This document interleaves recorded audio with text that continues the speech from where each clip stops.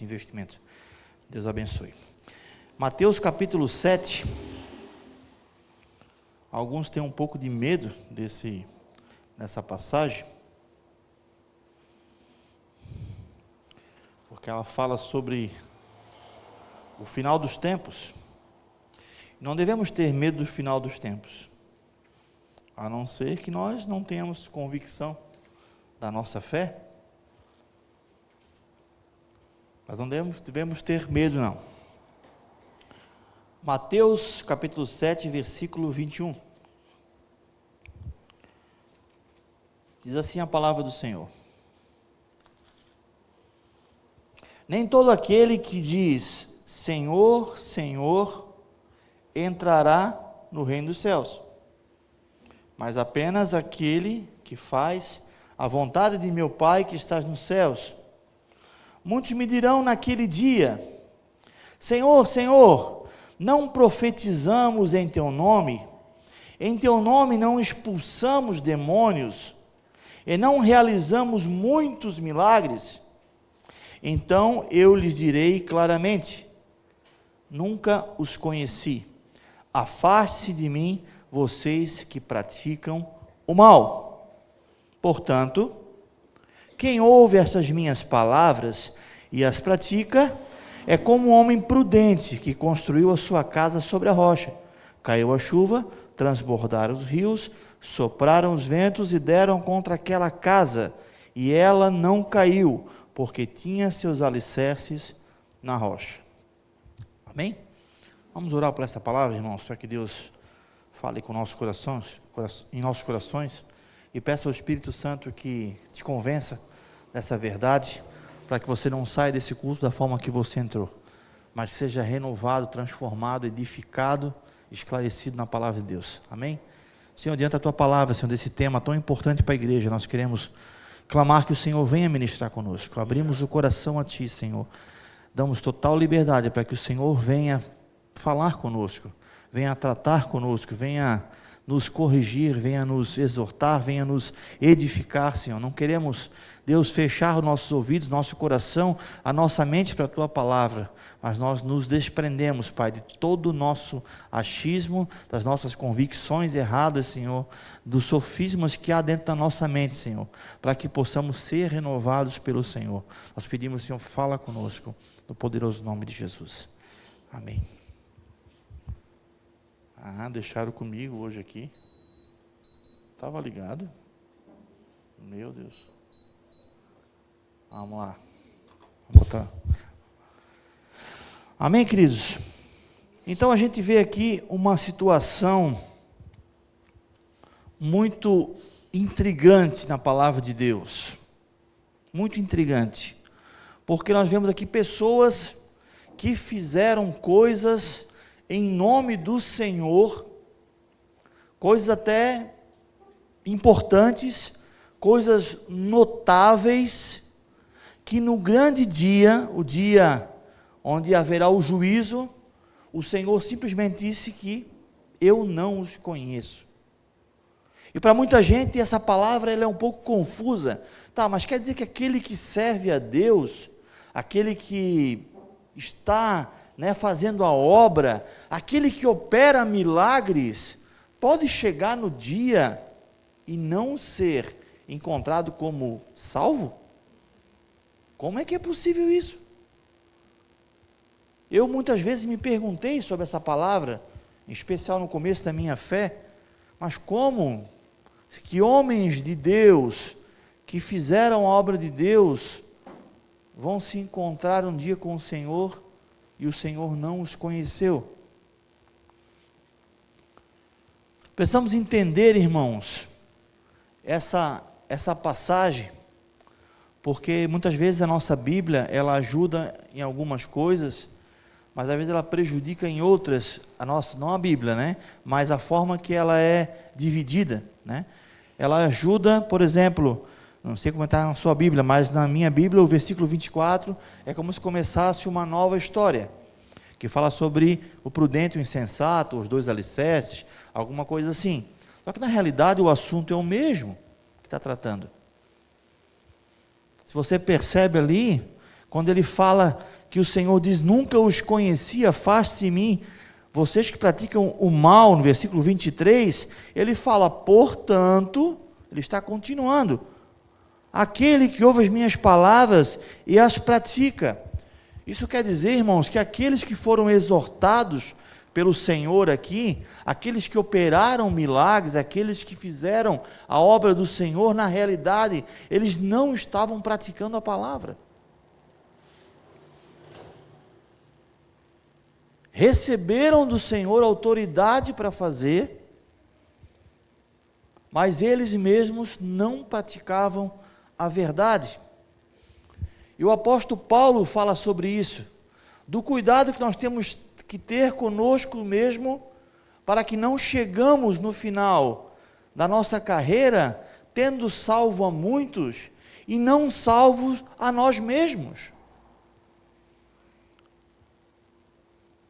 E a pergunta é, o que nós temos feito com aquele poder, aquele dom, aquela virtude que Deus tem dado para nós? De que forma temos usado aquilo que Deus tem dado para nós? Apenas como algo a mais, apenas como, de repente, um talento que traz até um certo prestígio diante das pessoas. Muitas vezes as pessoas olham para alguém e dizem: meu Deus, aquele é um pregador, ele prega de forma maravilhosa, ele é usado por Deus, ele impõe as mãos das pessoas, são curadas, recebem o Espírito Santo. Ai, como ele é um cantor, e quando ele canta, a voz dele é algo maravilhoso, quando ele ministra, tal. Mas a pergunta é, como está o coração? Como está a atitude dessa pessoa diante da palavra de Deus? Porque diante dos homens, nós podemos até demonstrar ser uma pessoa que não somos, mas diante de Deus, nós não conseguimos, irmãos. Não conseguimos fugir do olhar do Senhor. Eu vou abrir bastante passagem hoje, irmãos. Então, peço, irmãos, sejam bem rápidos aí, e quem não for rápido no gatilho, para ouvir o texto, para não perder a ministração, tá? Lucas capítulo 9. Quem está Mateus, pula 2 livros para frente. Lucas capítulo 9.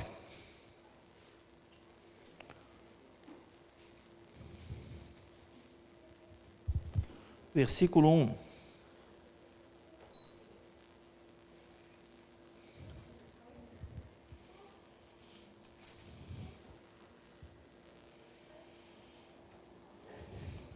Vamos ler então. Quem não achou, só ouve. Reunindo os 12, Jesus deu-lhe poder e autoridade para expulsar os demônios e curar doenças, e os enviou a pregar o reino de Deus e a curar os enfermos. Jesus deu poder e autoridade. A palavra poder aparece no Novo Testamento mais ou menos 120 vezes. E ela, no grego, ela é dunamis, que significa, traduzindo para o português, né, algo dinâmico, algo poderoso, até dá sentido da dinamite, da explosão que causa, dínamos, dunamis. É a palavra poder, e o Senhor, Ele deu aos seus discípulos poder, e deu também autoridade.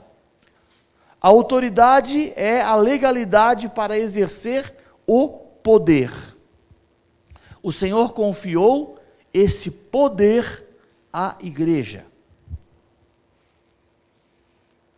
Olha só. Deus confiou, o Senhor Jesus confiou o poder e a autoridade à igreja. Para o quê? Expulsar demônios, curar doenças e pregar o evangelho. A pergunta agora é: tudo que Deus nos dá, nós temos que ser mordomos. O que estamos fazendo com o poder e com a autoridade que Deus tem nos dado. Da mesma forma que Deus nos dá, por exemplo, os recursos financeiros para manter a nossa família, a nossa vida, e nós somos mordomos desses recursos financeiros, seja o salário, seja o carro, seja, enfim, o nosso trabalho, Deus também nos dá poder e autoridade para que possamos exercer isso aqui na terra. Agora a pergunta que nós fazemos é, primeiro, estamos exercendo isso que o Senhor confiou a nós? Segunda pergunta, como estamos exercendo isso? De forma tímida? De forma sem fé? E uma outra observação, estamos usando o poder de Deus para o nosso benefício próprio? Pastor, mas é possível isso? Sim, é possível. É por isso que, infelizmente, muitos são enganados no meio evangélico. Porque pessoas usam o nome de Deus, usam o poder e a autoridade que muitas vezes Deus deu mesmo, alguns são realmente charlatões, mas outros usam o poder e a autoridade que Deus deu para o seu benefício próprio. E não tem uma vida pautada na palavra de Deus. É aquele exemplo que todo mundo fala, faça aquilo que eu falo, mas não faça aquilo que eu faço.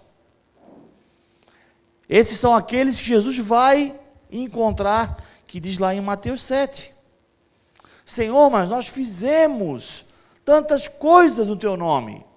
Senhor, eu fui pastor de uma igreja por tantas décadas, levei muitas almas para ti, só que a minha própria alma, a própria alma desse pastor, não estava com o Senhor.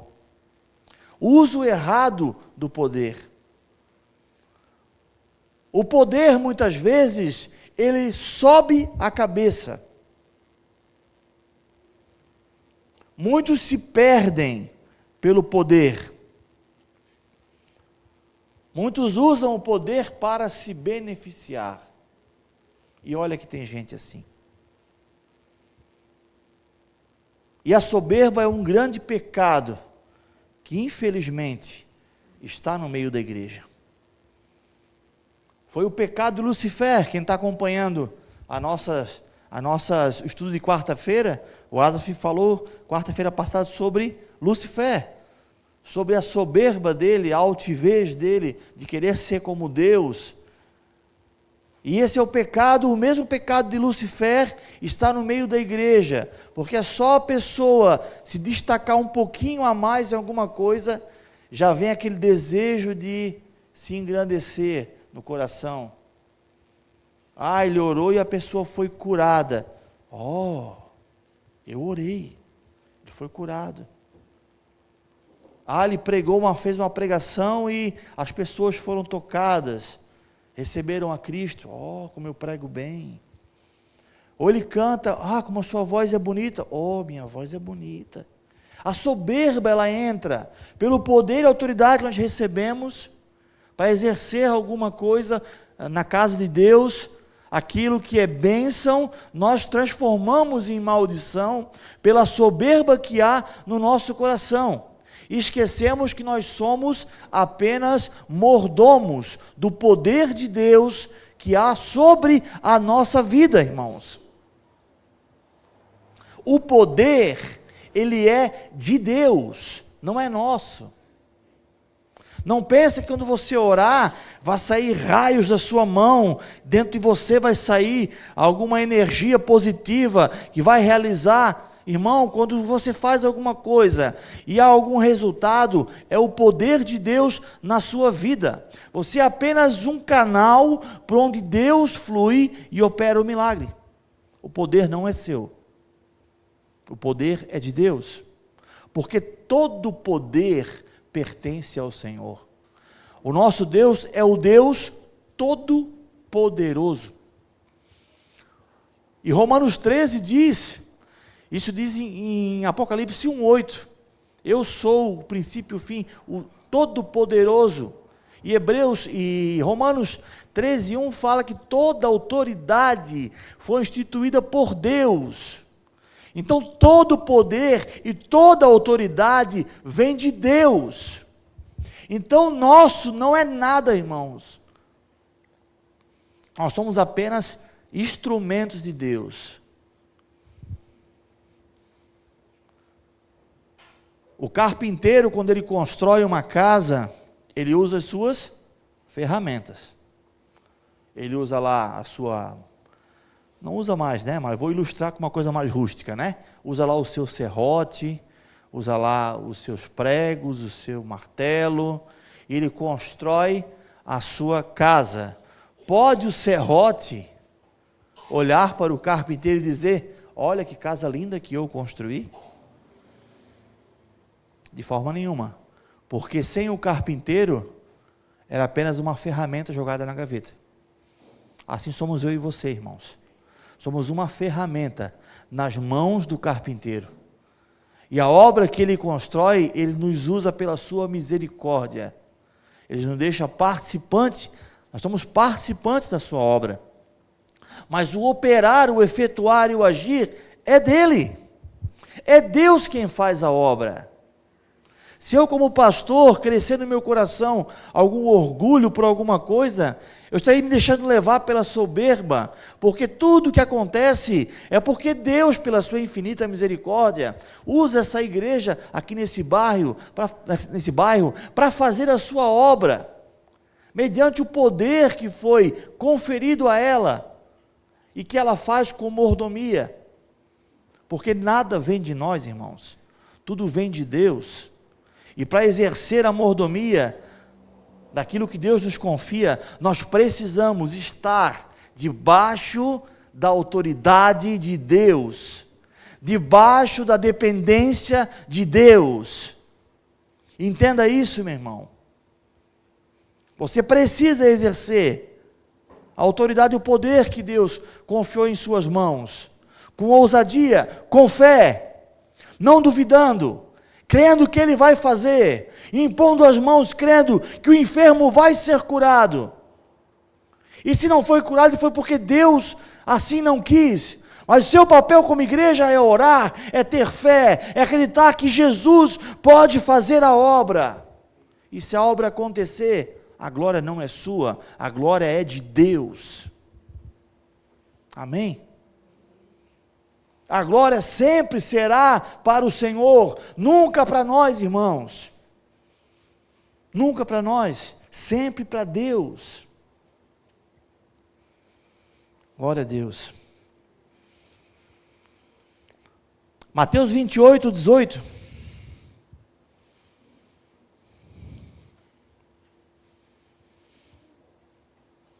Vou fazer agora uma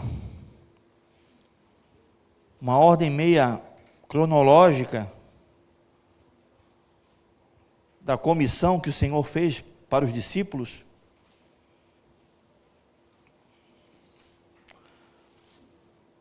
Mateus 28:18.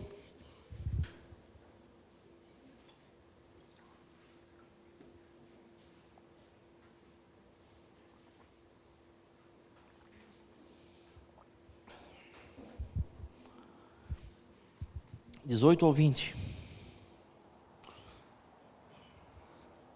Então Jesus aproximou-se deles, os discípulos, e disse: foi-me dado toda a autoridade nos céus e na terra. Portanto, vão e façam discípulos de todas as nações, batizando-os em nome do Pai, e do Filho e do Espírito Santo, ensinando-os a obedecer a tudo quanto eu ordenei a vocês, e eu estarei sempre com vocês até o fim dos tempos. Essa é chamada de a grande comissão. O Senhor disse: eu tenho toda a autoridade, e essa autoridade eu confio para a igreja. Então, quando nós batizamos, e irmãos, eu não sei se os irmãos perceberam isso, espero que tenham percebido, e tenham entendido como a igreja funciona, como deveria funcionar na realidade, né? A igreja não é lugar de estrela, irmãos, ou pelo menos não deveria ser. A igreja não é lugar de pessoas que se destacam e são mais importantes umas que as outras. Não, de forma nenhuma. A igreja é um lugar, tem que ser um lugar de discípulos de Cristo, pessoas que estão preparadas para exercer o seu chamado em Deus. Por isso, por esse motivo, que quando há um batismo na igreja, por exemplo, eu não vejo problema nenhum de não ser o pastor que faz o batismo. Tem até um respaldo bíblico para isso, né? O próprio apóstolo Paulo diz que ele não batizava. Mas às vezes o pai batiza o filho. Ah, mas o pai não é pastor, será que pode? É pecado isso? Pergunta: você é discípulo de Cristo ou você não é? Você pode batizar? Claro que você pode batizar. Ah, mas eu tenho que fazer teologia para batizar. Cadê na Bíblia isso, gente? É um chamado para nós. Quer ver outra coisa bem prática? Quando alguém me liga, alguns já fizeram isso aqui. Pastor pode vir agora aqui orar pelo meu vizinho? Ele está possuído aqui. Irmão, eu até posso ir, mas vai tu lá e ora primeiro. Vai lá e ora, se não der certo, me chama que eu vou ajudar. Porque a autoridade não está sobre a minha vida apenas. É claro que há uma autoridade espiritual, não estou desconsiderando isso. Mas está sobre a igreja. A igreja precisa entender e se apropriar dessa autoridade. Meu irmão, se alguém estiver oprimido, você precisa orar, impõe as mãos e ora. Porque a autoridade foi dada para a igreja. O Senhor disse: toda a autoridade me foi dada.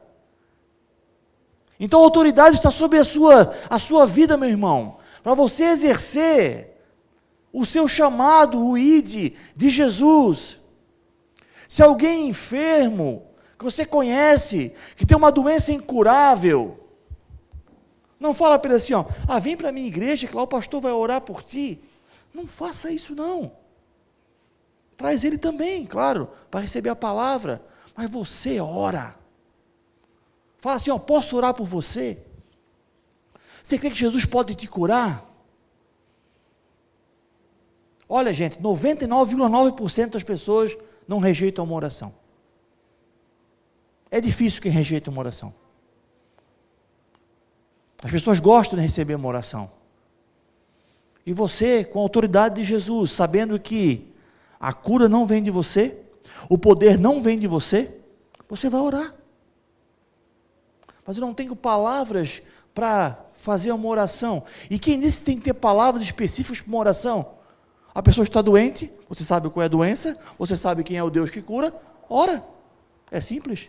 Senhor, está essa pessoa aqui, ela tem câncer, o médico falou que é incurável. Senhor, eu peço, Senhor, se for da tua vontade, cura ela agora, em nome de Jesus eu oro, amém, pronto, 15 segundos, pode mudar a vida de uma pessoa. Mas eu não oro igual o pastor bastante tempo, uma oração longa, eu não tenho muito tempo de caminhada, eu não sou uma pessoa de grande tempo de oração, assim, intimidade com Deus. Isso é um outro aspecto que eu vou falar depois.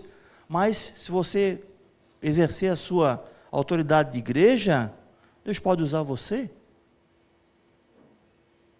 É igual aquele negócio de trazer pessoas para a igreja para se converter.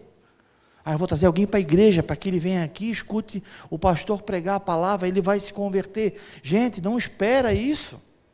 Prega você a palavra de Deus.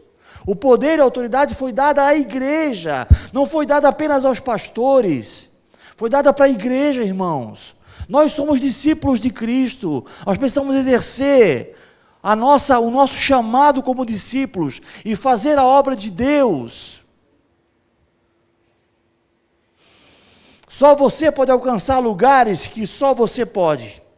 Lá no trabalho, você é cristão, você representa Cristo lá dentro. Só você pode estar lá para falar para os seus amigos do Evangelho. Eu não consigo entrar lá dentro, mas você consegue. Só você tem uma vizinha, irmã, de vez em quando fala para você que está difícil o casamento dela. E você pode falar de um Jesus que transforma a vida e que pode também restaurar o casamento dela. Nós temos que exercer a autoridade e o poder que Deus nos deu. Lucas capítulo 24, versículo 49.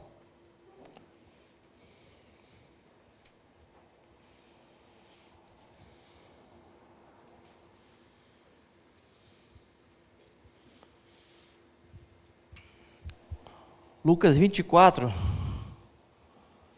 versículo 49. Vamos até o 53.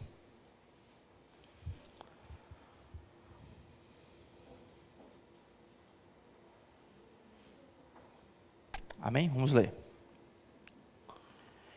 Só para os irmãos entenderem, aqui é a passagem onde Jesus se apresenta aos discípulos de Emaús, após a sua morte, estavam lamentando que Cristo tinha morrido e tal. Aí o Senhor ministra com eles, se apresenta a eles.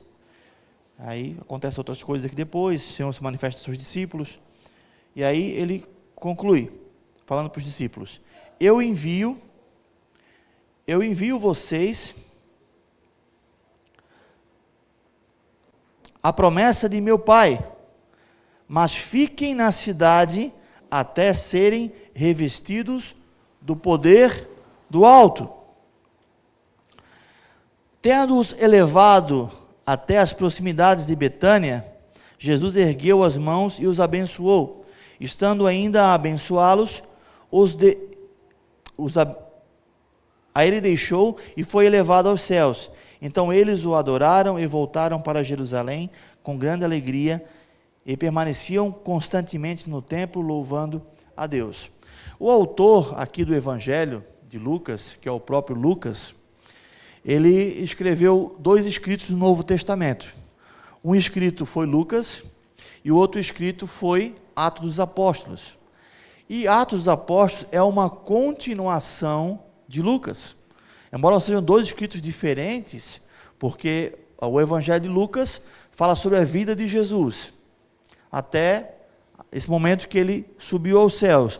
E Atos começa com o final de Lucas, que é a segunda carta que ele destina a Teófilo, que ainda não se sabe ao certo, saberemos na eternidade, né? Se realmente Teófilo era uma pessoa, ou se era uma forma de expressar para a igreja, enfim. Mas agora vamos ler a continuação do Evangelho de Lucas, que está em Lucas, em Atos dos Apóstolos, capítulo 1, versículo 1. Então, você vai pular agora o Evangelho de João e vai para o próximo, que é Atos.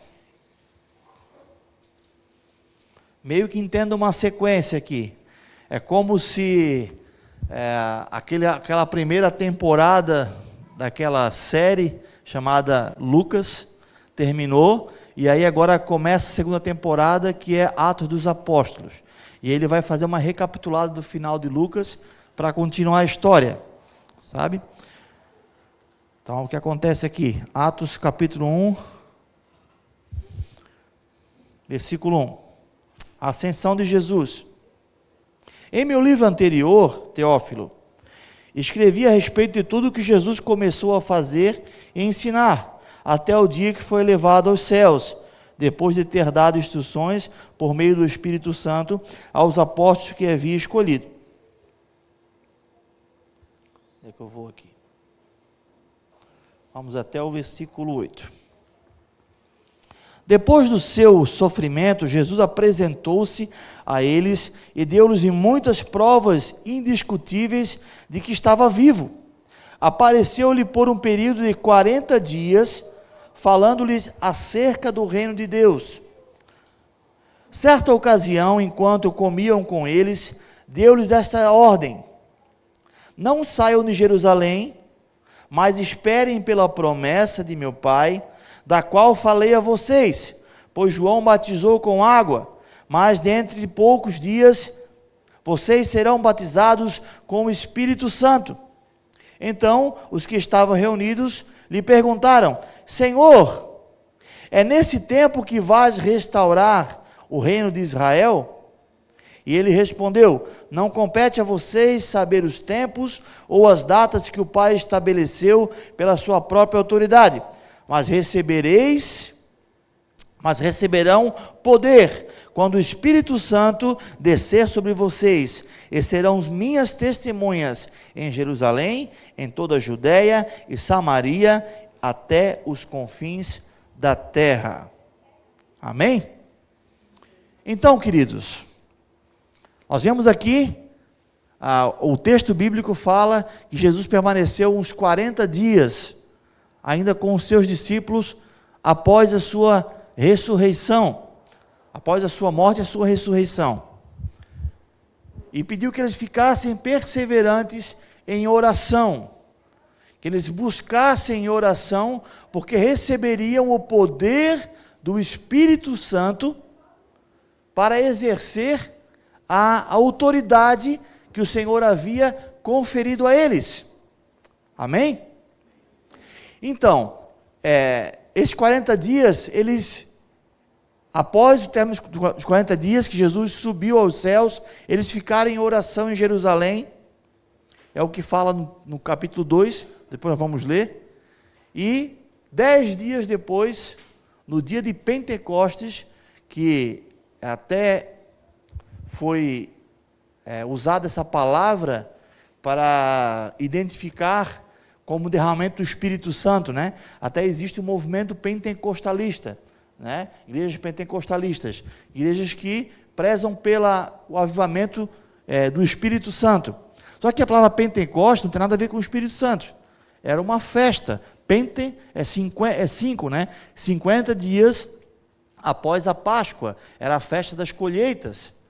Então o Senhor escolheu essa festa para marcar esse dia. Então Pentecostes acabou também sendo sinônimo de avivamento espiritual, porque nesse dia de Pentecostes, 10 dias após Jesus ter subido ao céu, 50 dias após a sua ressurreição, foi o dia que o Espírito Santo foi derramado.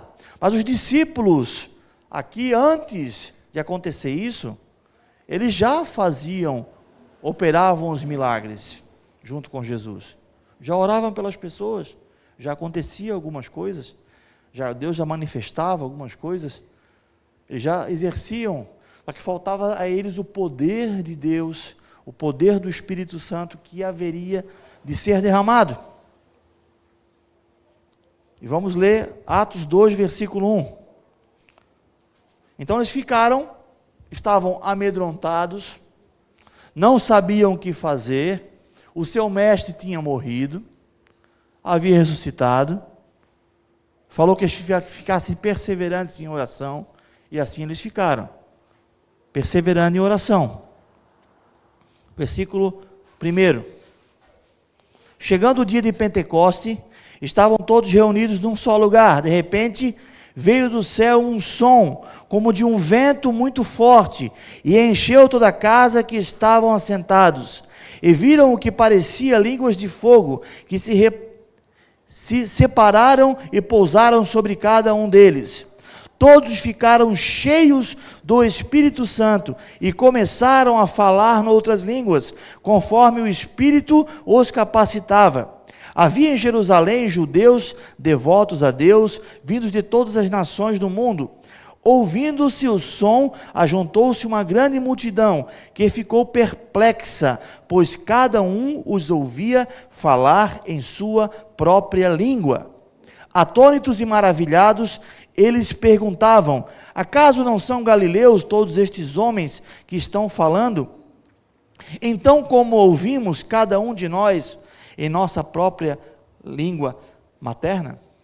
Olha só, que coisa maravilhosa isso, irmãos. Após eles perseverarem em oração, que o Senhor falou que sobre eles viria o Espírito Santo, e o Senhor já tinha falado que não os deixaria órfãos, enviaria outro Consolador. E qual é o primeiro Consolador? Jesus. Isaías fala: Deus forte, príncipe da paz, conselheiro, o Consolador, Jesus veio como homem em carne, e ele falou que enviaria outro Consolador, o Espírito Santo. E esse Espírito Santo veio sobre eles, e houve ali uma manifestação espiritual muito grande. Entenda, irmãos, a manifestação do Espírito Santo, ela não é apenas para o livro de Atos dos Apóstolos, é para nossas vidas nos dias de hoje. Deus quer nos encher do seu Espírito, para que possamos cumprir o nosso chamado, o ID de Cristo. E aconteceu uma manifestação tremenda aqui. Eles começaram a falar em outras línguas. Isso é um assunto que o Fundamentos trata, né? Estão tratando, né? Então, assim, não vamos entrar nesse assunto, que ele é um pouco mais extenso. Quem sabe mereceria um culto de ensino sobre isso, para abranger mais pessoas. Mas o que aconteceu aqui foi que eles falaram em outras línguas, em outros idiomas, que aqueles visitantes que estavam em Jerusalém, eles ouviam. É como se, por exemplo, nós estivéssemos num culto aqui, e isso acontecesse em nosso meio, e aqui passasse pessoas da Argentina, pessoas franceses, enfim, os haitianos, né? Quem entende o que eles falam, né? Eu não consigo entender nenhuma palavra que eles falam. E eles ouvissem na sua língua materna. Tá, eles falam a nossa língua? É o que aconteceu aqui em Atos. Por quê? Porque haveria algo maior a acontecer, que Deus proporcionou aquilo.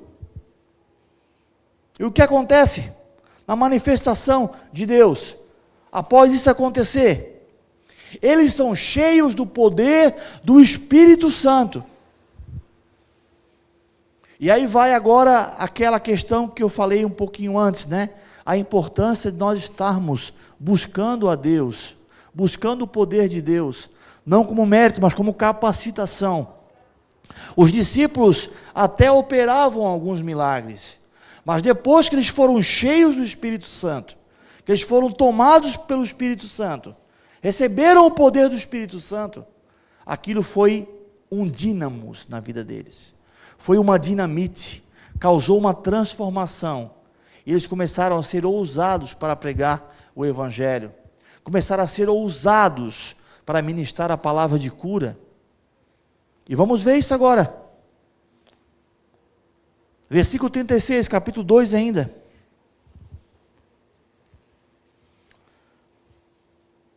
Aconteceu aquele rebuliço todo, aquele barulhão que está acontecendo, tão bêbado, tão... Imagina como eles deviam estar, né? Totalmente alegres. E ali aí Pedro se levantou e começou a pregar o Evangelho. Esse Pedro que dias atrás estava triste porque tinha negado a Cristo. E ele se levanta em ousadia pelo poder do Espírito Santo e fala: portanto, que todo Israel fique certo disso, este Jesus, a quem vocês crucificaram, Deus o fez Senhor e Cristo. Vamos até o versículo 41. Quando ouviram isso, ficaram aflitos em seu coração e perguntaram a Pedro e aos outros apóstolos: irmãos, o que faremos?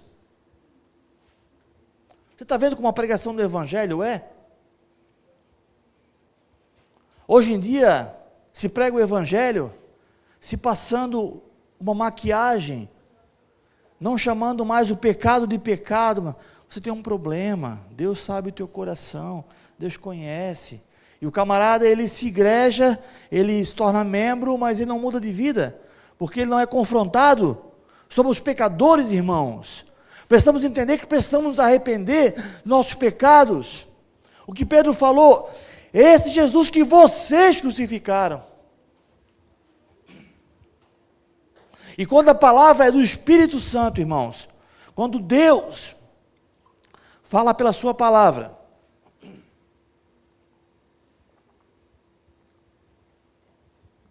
o próprio Espírito Santo nos convence.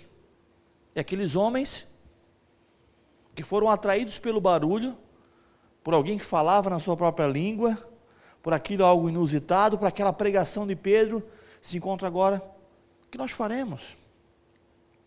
Ele já está morto? E aí, vamos ficar agora com o peso na consciência? O que vamos fazer? E fala o 38, Pedro respondeu: arrependam-se, e cada um de vocês seja batizado em nome de Jesus Cristo para o perdão dos pecados, e receberão o dom do Espírito Santo, pois a promessa é para vocês, para os seus filhos e para todos que estão longe, para todos quantos o Senhor nosso Deus chamar. Com muitas outras palavras, os advertia e insistia com eles: salve-se essa geração corrompida. Os que aceitaram a mensagem foram batizados, e naquele dia houve um acréscimo de cerca de 3.000 pessoas. Você entendeu o poder da dinamite? Do Espírito Santo? Quando alguém deixa de ser covarde, se esconder atrás da sua timidez, do seu medo, da sua incerteza, alguém entende que o poder não é dele, mas o poder vem do Espírito Santo, e ele levanta a sua voz e começa a falar em nome de Jesus. O poder do Espírito Santo alcança os corações pela pregação do Evangelho, e pessoas se rendem a Cristo. Nós precisamos desse poder de Deus, irmãos, em nossas vidas. Nós precisamos desse poder em nossas vidas. Repito, por isso que eu falei bastante sobre a questão do poder no começo. Não entenda poder como uma coisa de possessão, como se pertencesse a mim, como se viesse de mim aquela virtude. Não, irmãos, todo poder vem do Senhor. Mas Ele quer nos usar pelo seu poder. Ele quer usar a sua igreja pelo seu poder. Mas infelizmente, irmãos, nos dias de hoje, acontece o que aconteceu também em Atos. Muitos agem como um personagem chamado Simão, o mágico, que queria simular, aprender, usar o dom de Deus para favor próprio. Atos capítulo 8, versículo 9.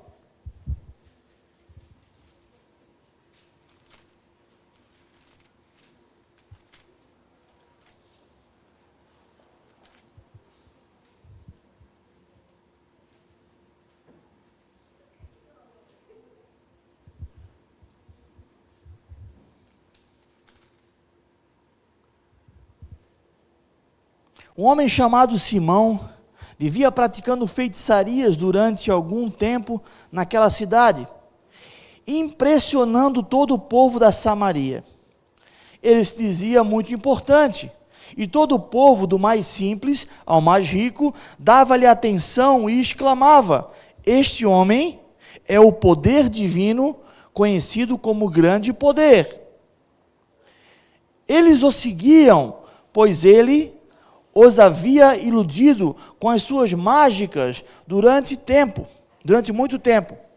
No entanto, quando Filipe lhe pregou as boas novas do reino de Deus e do nome de Jesus Cristo, creram nele e foram batizados, tanto homens como mulheres. O próprio Simão também creu e foi batizado, e seguiu Filipe por toda parte, observando, maravilhado, os grandes sinais e milagres que eram realizados. Os apóstolos de Jerusalém, ouvindo que Samaria havia aceitado a palavra de Deus, enviaram para lá Pedro e João. Estes, ao chegarem, oraram para que eles recebessem o Espírito Santo, pois o Espírito Santo ainda não havia descido sobre nenhum deles. Tinham apenas sido batizados em nome do Senhor Jesus. Então, Pedro e João lhe impuseram as mãos e eles receberam o Espírito Santo. Então, irmãos, havia um homem chamado Simão. Esse não é o Simão Pedro, tá? É outro Simão. Ele era mágico, ele era muito conhecido na Samaria. O que é a Samaria, irmão? Samaria é a capital de Israel. Lembra quando houve a divisão das tribos? A tribo do norte ficou as 10 tribos, capital Samaria, chamada de Israel, e dividiu o reino do norte e o reino do sul, que ficou o reino de Judá, da onde saíram os nomes dos judeus, vem de Judá, onde a capital era Jerusalém. Então, os discípulos eram de Jerusalém. Eles ficaram maravilhados. Nessa época não tinha mais divisão, já tinham voltado do exílio da Babilônia, mas enfim, havia essa rixa ainda dos samaritanos com os judeus.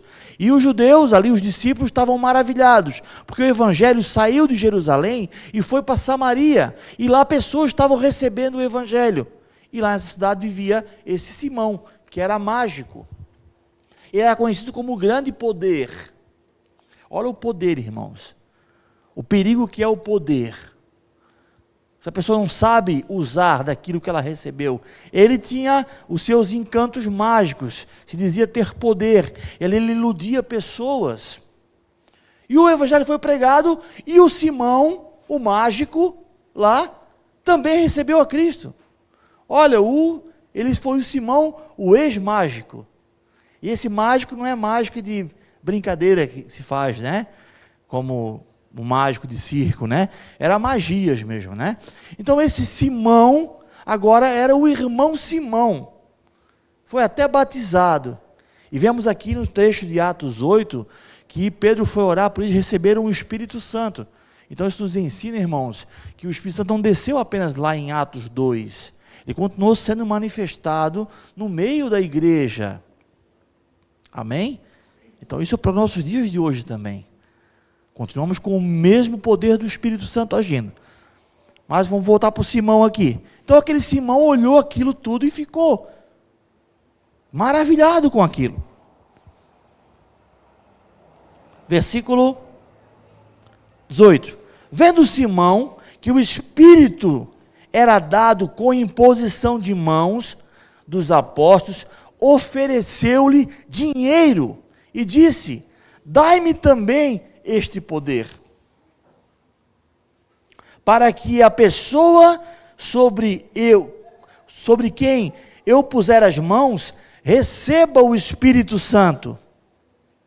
Pedro respondeu: não é assim, amado, você tem que buscar, é um dom do Espírito, né? Olha o que Pedro respondeu, gente.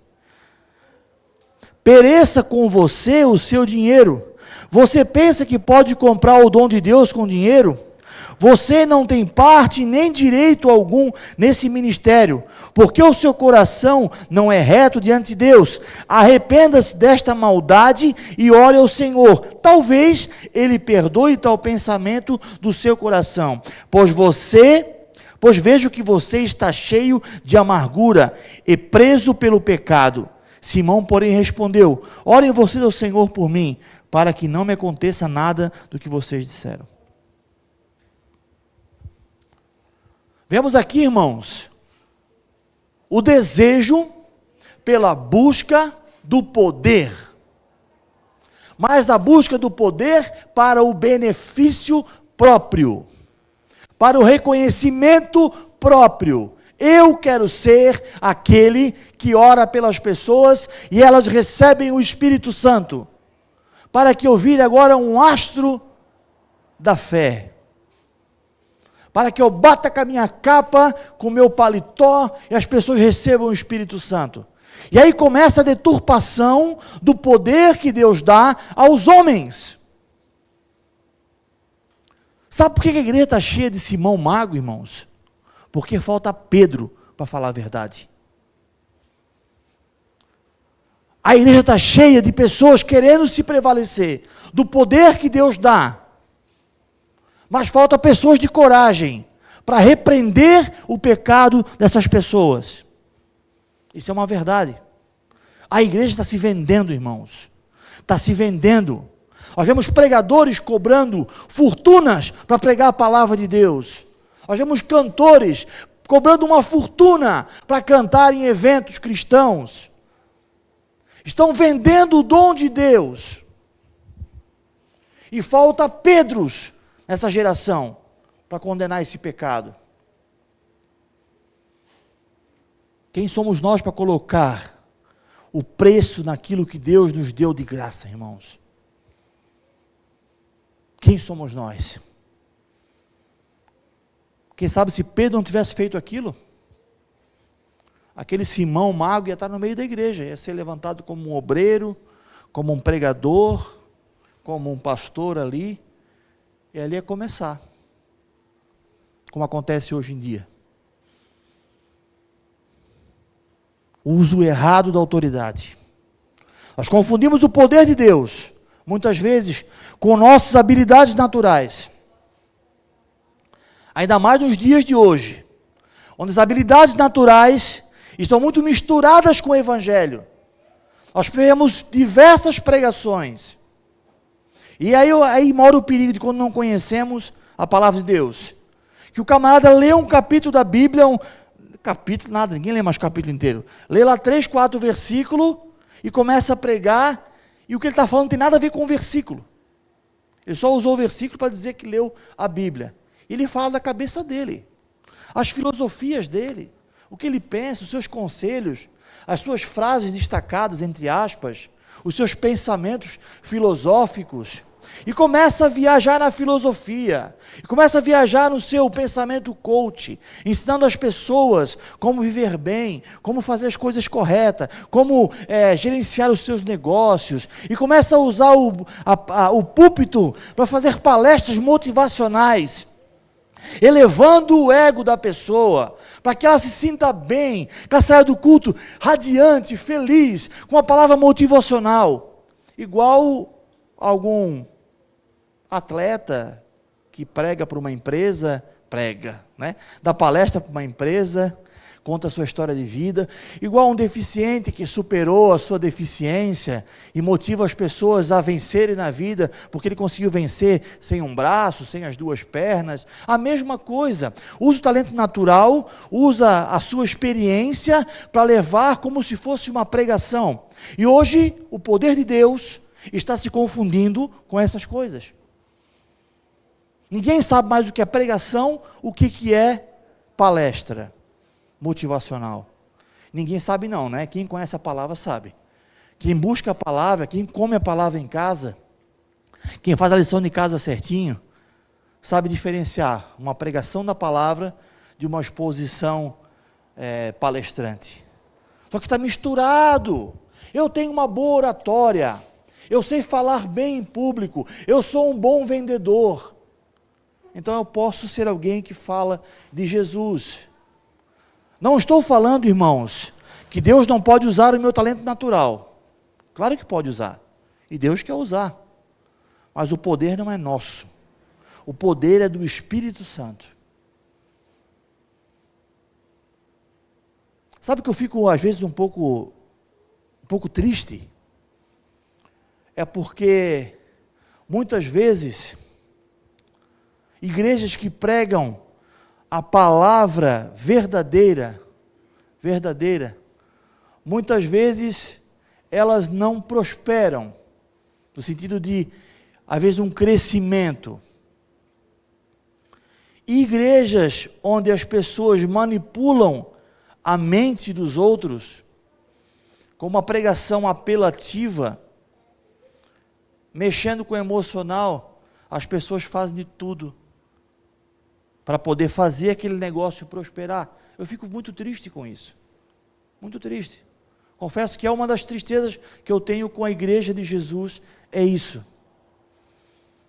Nós vemos muitos, desculpa a expressão, irmãos, pilantras, usurpadores,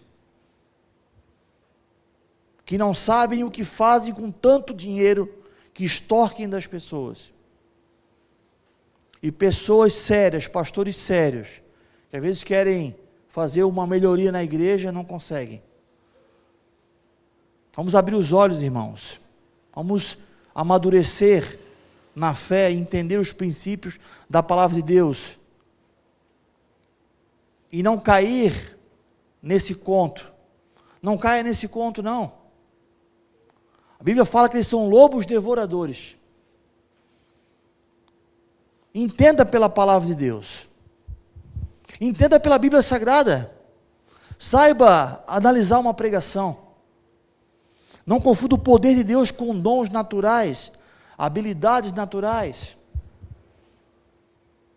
Se eu pegar aqui um bom músico, que canta boas músicas românticas, e ele pegar esse microfone consagrado a Deus, esse violão consagrado a Deus, e cantar hinos para vocês, e falar palavras bonitas, eu tenho certeza absoluta, quem sabe metade da igreja começa a chorar. Pergunto, é poder de Deus isso? Não, é dom natural. E nós vemos hoje, dentro das igrejas, as pessoas cantando músicas seculares, que são românticas, e chorando, porque a apelação está tão grande, para mexer com o emocional, que até as músicas do mundo estão entrando nos cultos. Eu já vi, gente, culto, pessoas cantando, cante para Jesus, eu não vou negar que sou louco por você.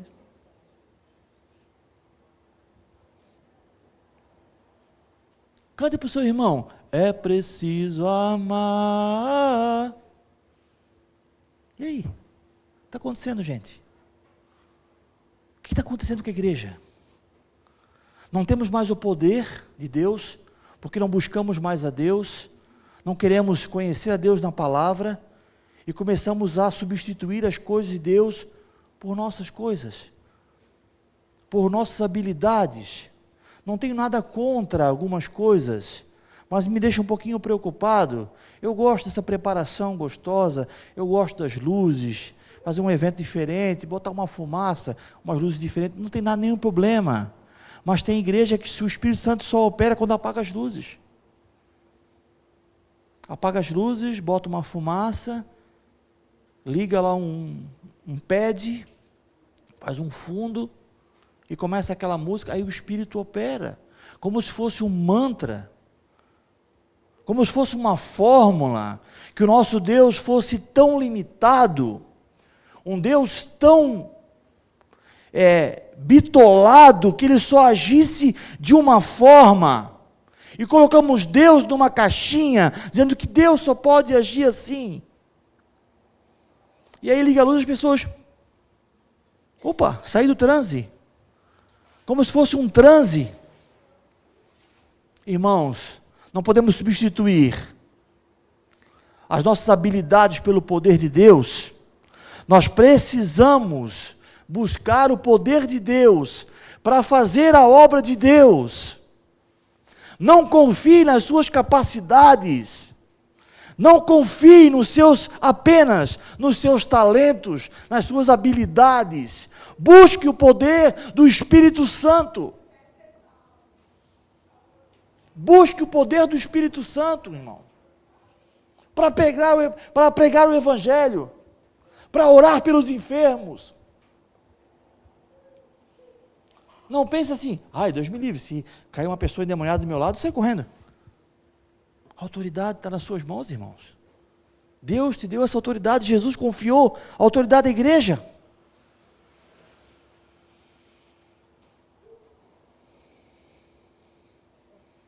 Não precisa abrir para não demorar muito, nosso horário é bem esticado já. Mateus 7,15, cuidado com os falsos profetas. Eles vêm a vocês vestidos com pele de ovelhas, mas por dentro são lobos devoradores. Vocês os conhecerão por seus frutos.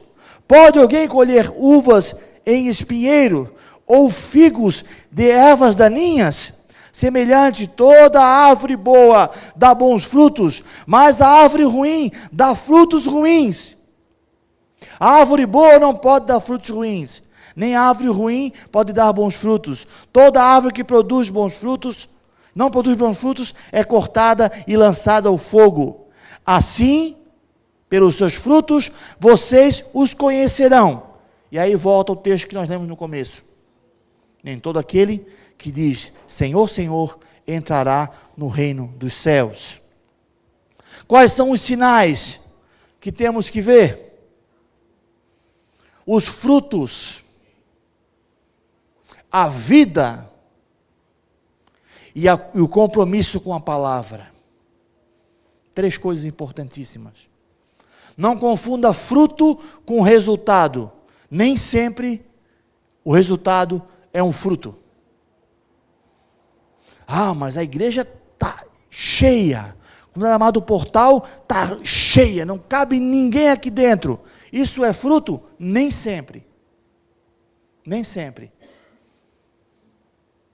Porque às vezes, para eu chegar a esse resultado, eu trago lá um pregador famoso, um cantor famoso. Nem sempre resultado é fruto. Vamos olhar os frutos. E quando eu falo fruto, eu falo de fruto pessoal. Fruto pessoal. Esses são os sinais, os frutos. E o compromisso com a palavra. Porque esses que são lobos, que são devoradores, peles de ovelhas, vão ouvir do Senhor: não vos conheço. E no final vai dizer: eles não tinham sua casa estabelecida na rocha. E o que é ser mordomo do poder de Deus? Para que precisamos do poder, irmãos? Atos 1:8. E recebereis o poder do Espírito Santo, e sereis minhas testemunhas. O poder é para ser testemunha. O poder é para lutar contra o pecado, que todo dia bate na sua porta. Alguém aqui está 100% santificado já? Está pronto para ir para o céu? Está nascendo asinha nas costas? Alguém está? Eu não estou. Precisamos do poder do Espírito Santo, para todo dia falar não para o mundo, não para o pecado, não para o desejo da carne, não para a cobiça, não para as ofertas. Precisamos do poder de Deus, para dizer não para aquilo que o mundo tem a nos oferecer. Precisamos do poder para fazer discípulos, para orar, para curar em nome de Jesus, para expulsar demônios. E esse poder de Deus, irmãos, está ligado a duas coisas. É o que eu quero encerrar essa ministração. Esse eu peço que você abra. Mateus 22, 29.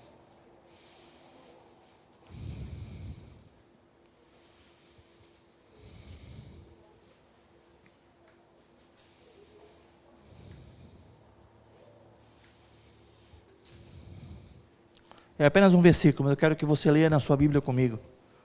Para que você grave esse versículo, ele é muito importante.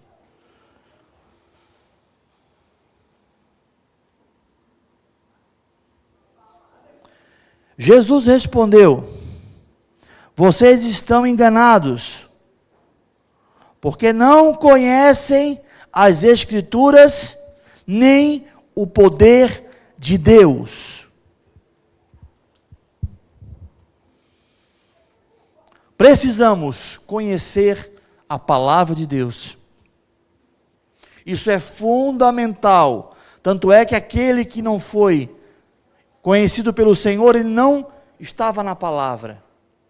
E precisamos buscar o poder de Deus. Sem o poder de Deus, irmãos, nós não conseguimos. Você pode tentar, é malhar em ferro frio.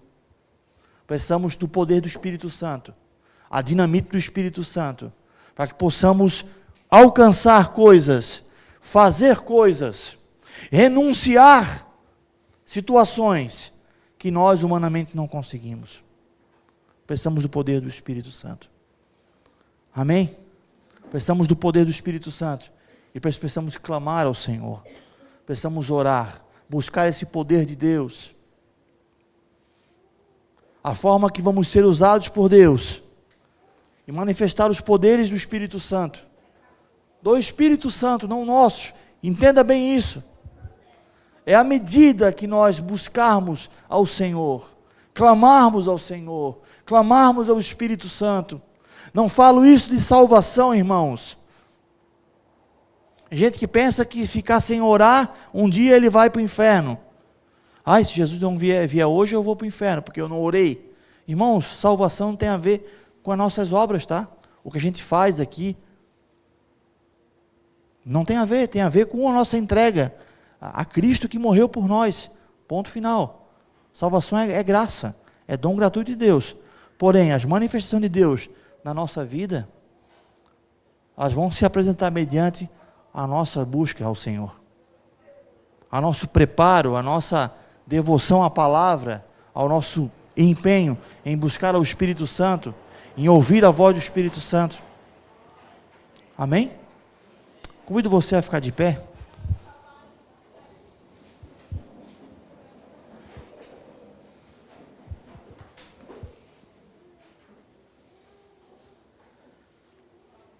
Quero convidar você a clamar, meu amado, essa noite. Eu creio que o Espírito Santo falou com a tua vida nessa noite, te trouxe muitas reflexões. Eu quero convidar você a clamar nessa noite, clamar o poder do Espírito Santo. Quero que você, além de clamar o poder do Espírito Santo, que você agora faça um compromisso com Deus, de buscar a palavra dEle. Precisamos buscar a palavra, irmãos. Vamos sempre estar errando. Jesus falou: errais, porque não conheceis a Escritura, nem o poder de Deus. Que você se arrependa agora. Que você peça ao Senhor ajuda nesse momento. Que você clame ao Senhor nesse momento. Você vai ser um melhor pai, um melhor esposo, um melhor funcionário, um melhor filho, quando você buscar o poder de Deus na tua vida. É Deus que vai te ajudar a melhorar, a mudar. Não confia no teu coração, meu irmão, não confia no teu poder. Essa pregação motivacional está contaminando a igreja. Não há poder em nós, irmãos, o poder vem de Deus. Clame ao Senhor nessa noite. Clame ao Senhor. Nós queremos, Pai, nessa noite, em nome de Jesus, clamar a Ti, Senhor. Nós precisamos do Teu poder em nossas vidas. Nós precisamos da Tua intervenção, Deus. Nós somos carnais, somos pecadores, somos falhos. A Tua graça nos alcançou, nos salvou. Mas a cada dia nós precisamos mortificar a carne que se levanta para nos fazer ficar longe de Ti. Não queremos ser crentes medíocres, Senhor, que apenas ouviram falar, mas que não examinam, que não oram, que não buscam ao Senhor. Deus, perdoa a Tua igreja, perdoa a minha vida, Senhor, perdoa os meus irmãos que aqui estão clamando essa noite. Nós oramos, Deus, nós queremos ter um avivamento na Tua palavra, um avivamento na oração. Nós queremos ver, Senhor, as nossas orações sendo respondidas, que nós queremos orar com fé, nós queremos ver os enfermos, Senhor, sendo curados, nós queremos ver, Senhor Deus, as famílias restauradas. Nós queremos, Pai, no nome de Jesus nós oramos, Senhor, nos arrependemos da nossa falha, Senhor, nos comprometemos contigo, Senhor, vamos te buscar, vamos orar, vamos ler a Tua palavra, clamamos misericórdia, Senhor, nos ajuda, Senhor. Sem o Senhor nós não conseguimos, só contigo, Senhor, só pela Tua misericórdia, Senhor, ajuda a Tua igreja. Nós oramos a Ti, Pai, no nome de Jesus, amém, aleluia. Glória a Deus. Senhor Deus, levante suas mãos, irmãos. Nós, em nome de Jesus, Pai, clamamos a Ti. Se alguém aqui nesse lugar, amado, deseja se reconciliar com Cristo, vem até aqui à frente, nós queremos orar por você. Eu não ia fazer esse momento, mas o Senhor falou forte no meu coração. Se alguém que deseja se reconciliar com Cristo, ou entregar sua vida ao Senhor, a noite é hoje, amado. Amém. Senhor Deus, obrigado, Pai, por esse culto, obrigado que o Senhor mexeu com nossas vidas, Senhor Deus, pela Tua palavra, nos avivou, nos renovou, Senhor Deus. Queremos buscar o Teu poder, não para nosso bem próprio, Senhor, nosso bel prazer, mas para fazer a Tua obra, Senhor. Somos mordomos do Teu poder, Senhor. Deus, abençoa a Tua igreja, eu clamo sobre eles, Senhor Deus. sobre nossos amados irmãos, Senhor, uma semana abençoada de livramento, Senhor Deus, de prosperidade, de bênção, Senhor, no nome de Jesus. Amém. Deus abençoe, irmãos, uma ótima semana. Quarta-feira temos estudo, tá? Peço, irmãos, que quem não viu ainda nenhuma ministração das duas, volte lá, veja a playlist.